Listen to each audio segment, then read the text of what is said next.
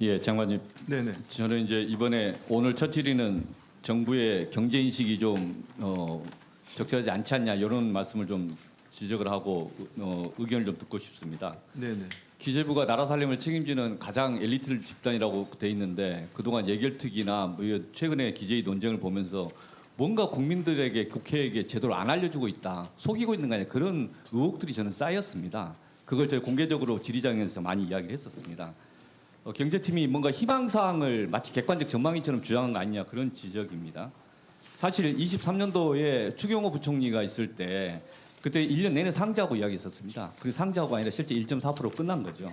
결국에 책임 추궁행을 해야 되는데 이제 장관님 그만두시고 가셨고 최상무 그 당시에 경제수석도 이 시점을 보니까 비슷한 이야기를 하셨어요. 경제 상황에 대해서 실제 상자고의 발언이 작년 10월까지 유효하다고 발언했어요. 그래서 이 상황 인식 자체가 좀 이상하다.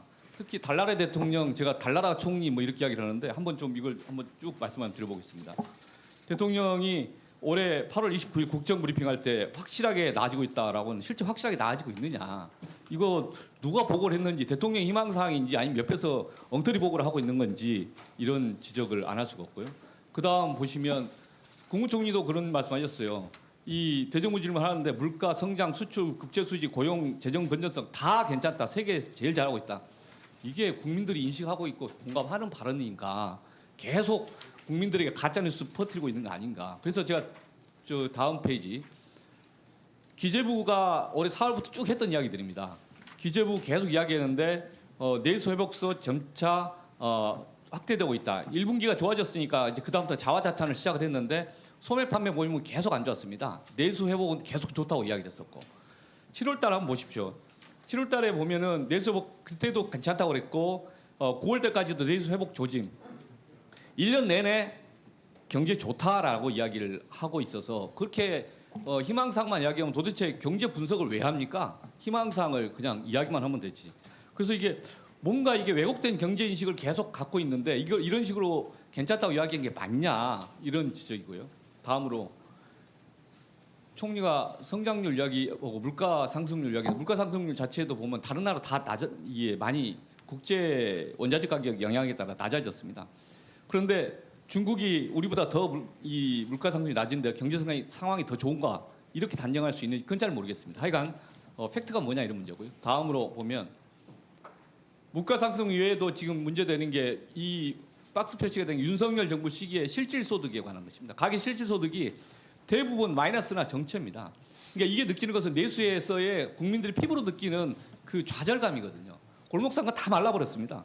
이것에 대해서 국민들은 화가 나 있는데 이 나라 경제는 괜찮다고 대통령이나 총리가 이상한 얘기하면 다 그냥 달나라의 대통령이 되는 겁니다. 현실 세계에 살지 않는 사람은 좀 인식된다는 거죠.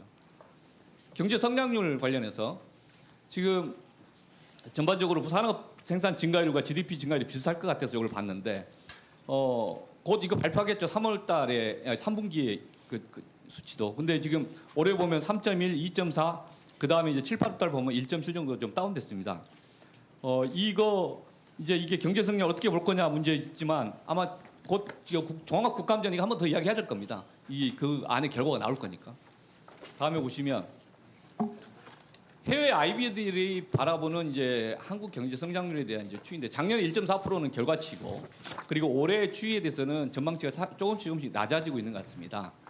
그리고 내년 성장률에 대해서도 올해보다 좀 낮을 것으로 전망을 하고 있습니다. 그러니까 약간 좀 걱정을 좀 하고 있는 겁니다. 우리가 수출 중심으로 해서 이 경제가 괜찮다고 그러는데 수출과 내수가 이제 괴리되고 있어서 그래서 이제 이런 상황에 대해서 저는 대통령이나 총리가 이야기하고 국민들에게 설명하는 상황인식이 좀 국민 일반 민생과 다른데 이런 상황인식을 계속 하고 있다면 엉터리 답변이 나오고 엉터리 정책이 나올 거 아니냐. 그리고 실제 국민들은 더 화가 날 거 아니냐. 이에 대해서 기재부의 엘리트들이 더 관심을 갖고 답변을 잘하고 또 설명을 해야 되는데 과연 그렇게 하고 있는가. 상황인식 자체에 대해서 좀 적절하지 않는 거 아니냐. 상황인식을 바꿔야 되는 거 아니냐. 이런 저는 지적을 하고 싶은데 어떻게 보십니까? 네, 뭐 의원님 말씀하시는 게 국감장이고 저희의 어떤 혹시 너무 낙관적인 전망이나 이렇게 대응하지 않을까 걱정을 하시기 때문에 말씀 주신 걸 이해를 합니다. 그 뭐 아까 대통령 말씀을 하셨고 총리 말씀을 하셨는데 두 분이 말씀하신 내용들, 특히 대통령 말씀하신 내용을 전문을 읽으시면 그 앞부분은 그렇게 하셨지만 뒤에 내수라든지 그다음에 소상공인에 대한 이런 걱정도 많이 들어 있습니다. 이렇게 하기 때문에 전체를 보시면 저는 그래도 말씀하신 것보다는 균형 잡히게 말씀하셨다고 이 말씀을 드리고요.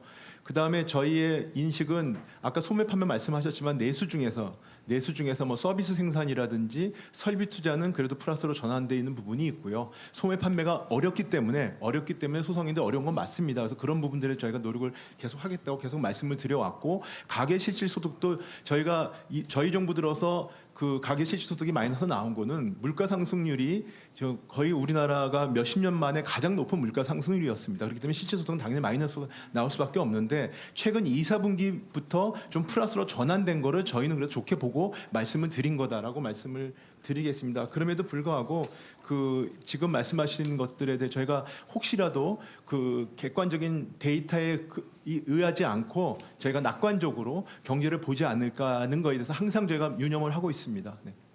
예, 수고하셨습니다. 예, 다음은 존경하는 최연석 위원님 질의해 주시기 바랍니다.